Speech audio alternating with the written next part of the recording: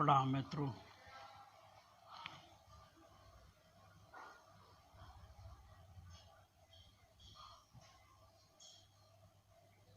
पितरों को पानी क्यों देते हैं?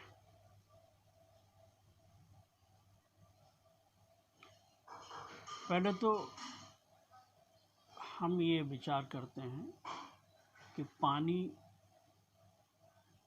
क्यों दिया जाता है। जहाँ जहाँ भी हम पानी देते हैं उसके पीछे लॉजिक क्या है।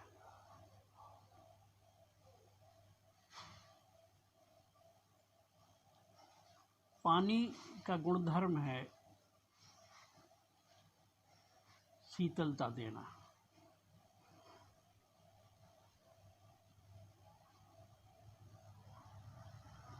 जहाँ भी उत्ताप है, जहाँ भी गर्मी है, जहाँ भी क्रोध है, उसको शांत करने के लिए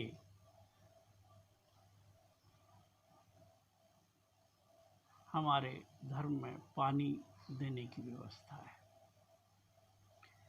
जैसे शंकर भगवान को हम पानी देते हैं, उसके पीछे कारण यही है कि शंकर भगवान क्योंकि ऊर्जा का स्रोत है, शक्ति का स्रोत है, उत्तप्त ऊर्जा है, वो शांत हो जाए, इसलिए हम शंकर भगवान पर पानी देते हैं, जल चढ़ाते हैं। इसी तरह सूर्य भगवान को हम जल चढ़ाते हैं। जिनका कुंडली में सूर्य खराब होता है, उत्तप्त होता है, उन लोगों को ज्योतिषाचार्य जल चढ़ाने की व्यवस्था देते हैं कि सूर्य की ओर मुख करके एक लोटा जल चढ़ाए। और मंत्र भी जाप होता है, वो बात अलग है, लेकिन बात हम पानी की, इसमें जल चढ़ाने की बात कर रहे हैं। तो जहाँ भी उत्तप्तता है, जहाँ भी गर्मी है, वहाँ हम पानी चढ़ाते हैं, पानी देते हैं।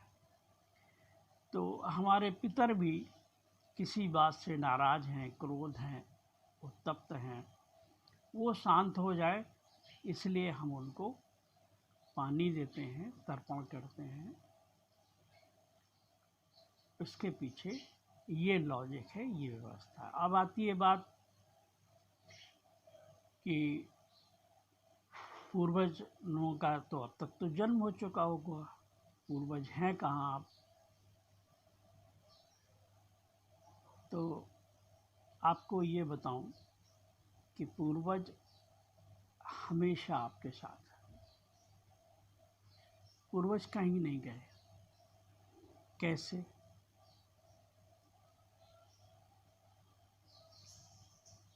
आप हैं क्या?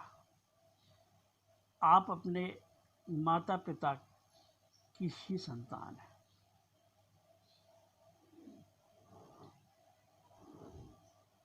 और आपके माता पिता, आप उनके माता पिता, फिर उनके माता पिता, फिर उनके माता पिता, यानी कि एक बहुत लंबी श्रृंखला का ही परिणाम है हम, जो हमारे डीएनए में सब कुछ व्याप्त है। तो हम क्या हैं? हम अपने पूर्वजों का ही बीज रूप हैं। जैसे एक पेड़ है, उसका एक बीज के अंदर पूरा पेड़ छिपा हुआ है। देखने में वो बीज लग रहा है छोटा सा, लेकिन उस बीज के अंदर पूरा पेड़ छुपा हुआ है। बीज को जैसी उचित परिस्थितियां मिलती हैं, जमीन में गाड़ते हैं, पानी, धूप, मिट्टी, हवा, 5 तत्व जब उसको मिलते हैं तो फिर वो पेड़ बन जाता है। ऐसे ही हमारे शरीर के अंदर, हमारे जीन्स के अंदर, डीएनए में सारा वो कुछ सब छुपा हुआ है, आज भी छुपा हुआ है, जो हम पूर्वजों से ही लेकर नहीं, उस स्रोत जहाँ से हम पैदा हुए हैं, वहाँ तक का पूरा संबंध इससे जुड़ा हुआ है। इसी को अध्यात्म में कहा गया यथ पिंडे तत् ब्रह्मांडे। इस पिंड में ही पूरा ब्रह्मांड समाया हुआ है। तो पूर्वज हमारे अंदर ही हैं, तो वो शांत हो जाएं, ऐसी हमारे धर्म में व्यवस्था है। इसलिए हम उनको जल और चढ़ाते हैं और तर्पण देते हैं।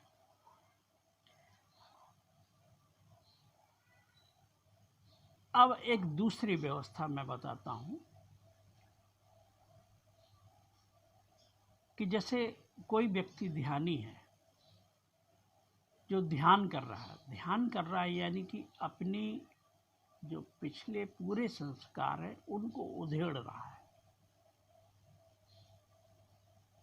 तो जब हम जीवन के पिछले संस्कारों को, जैसे प्याज का छिलका है, प्याज है, उसका छिलका उतारते चले जाते हैं, तो ऐसे ही एक प्याज की परत हमारे पूर्वजों की भी है, जिनसे हमको ये शरीर मिला हुआ है।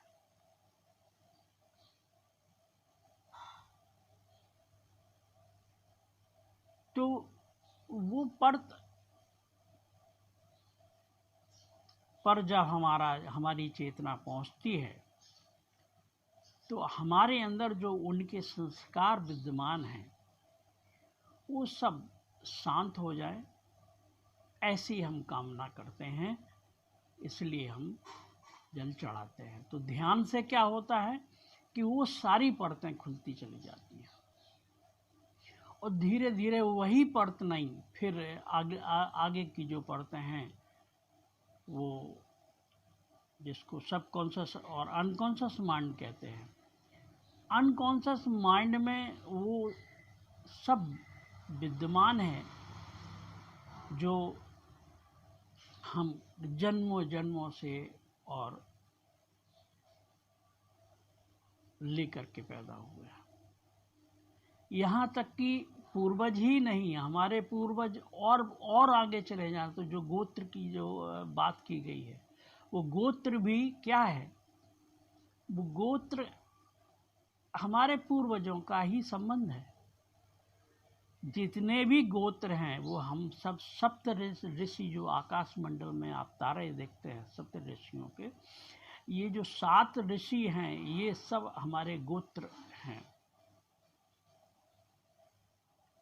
जब जैसे आपने देखा होगा, जब किसी शूद्र का कोई गोत्र अगर नहीं पता होता है तो पंडित जी तुरंत कह देते हैं कि आप कश्यप गोत्र के हैं।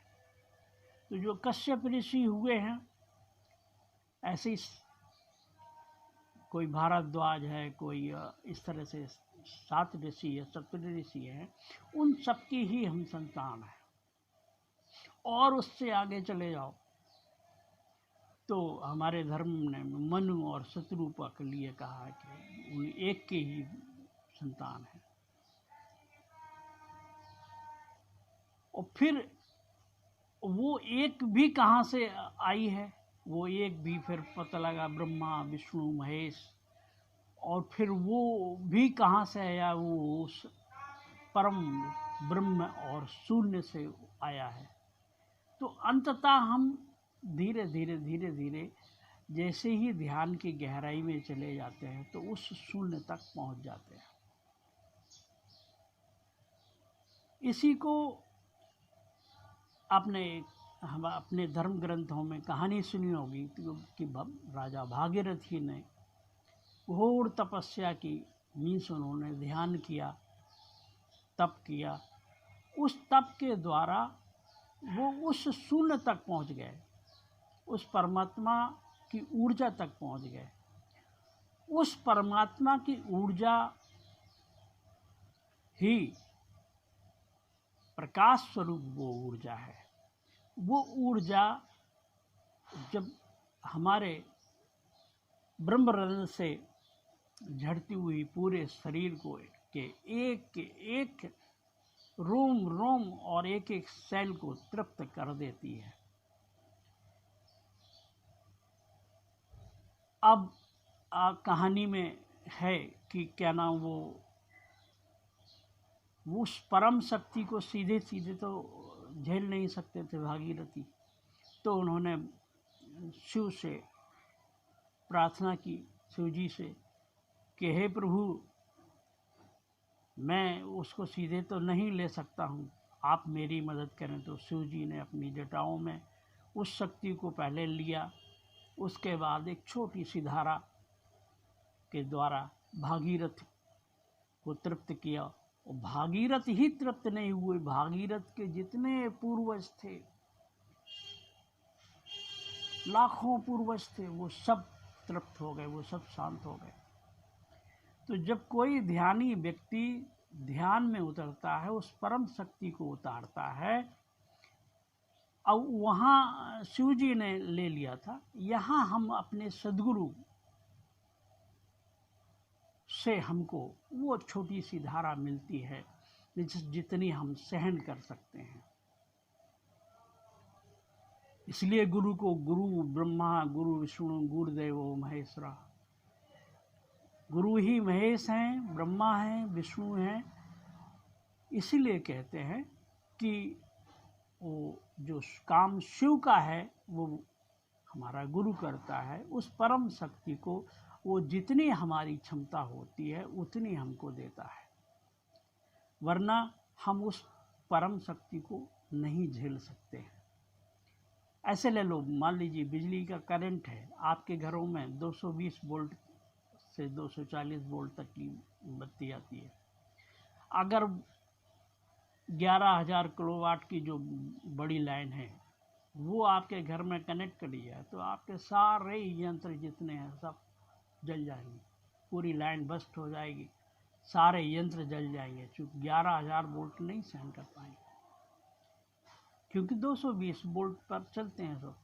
ऐसे ही हमारा शरीर एक निश्चित सीमा तक ही उस ऊर्जा को सहन कर सकता है, उस परम शक्ति को, परमात्मा की शक्ति को नहीं झेल सकता है।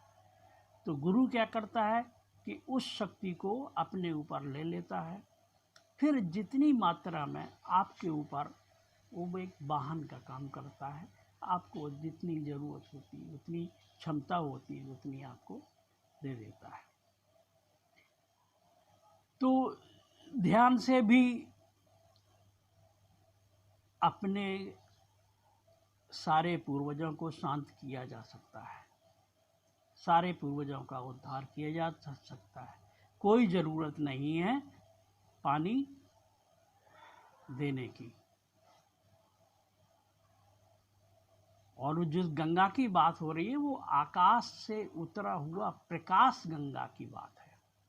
ये गंगा जो हम देख रहे हैं ये उसी का एक प्रतीक रूप है, उसी आकाश गंगा को, जो आकाश से प्रकाश नूर, उसका परमात्मा का जो नूर हमारे ऊपर झरता है,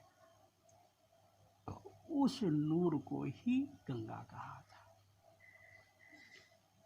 प्रतीक के रूप में हम इस गंगा को भी मानते हैं। और वो कहाँ नहीं है, ऐसी कोई तो जगह नहीं है जहाँ वो ना हो, कण कण में है, वो हर जगह है, वही तो व्याप्त है, बिना उसके कुछ है ही नहीं। ये जान लेना हमारा आखिरी ध्येय होता है। तो मैंने अपनी पूरी बात कही कि पानी एक प्रतीक है शीतलता का, पूर्वजों को शांत करने के लिए ये कर्मकांडी व्यवस्था है। वो कितनी सफल होती है, कितनी नहीं होती, वो बात अलग है, लेकिन मैं तो ध्यान को ही सर्वोपरि महत्व देता हूँ कि ध्यान से आप सारे पूर्वजों को ही नहीं, अपने पूरे जितने संस्कार हैं, आप जो बीज लेकर के उत्पन्न हुए हैं, जो उस परम शक्ति, परमात्मा की जो शक्ति है, उसी से को सीधे सीधे आप जान सकते हैं, उसी से सीधे जुड़ सकते हैं, सब संस्कार खत्म हो सकते हैं। मेरी बातों को इतने ध्यान से प्रेम पूर्वक आपने सुना। मैं कितना सफल हो पाया हूँ ये आप पर निर्भर करता है। मैंने अपनी बात सूक्ष्म में कही, आपके अंदर बैठे परमात्मा को मेरे प्रणाम स्वीकार हो। हरि ओम।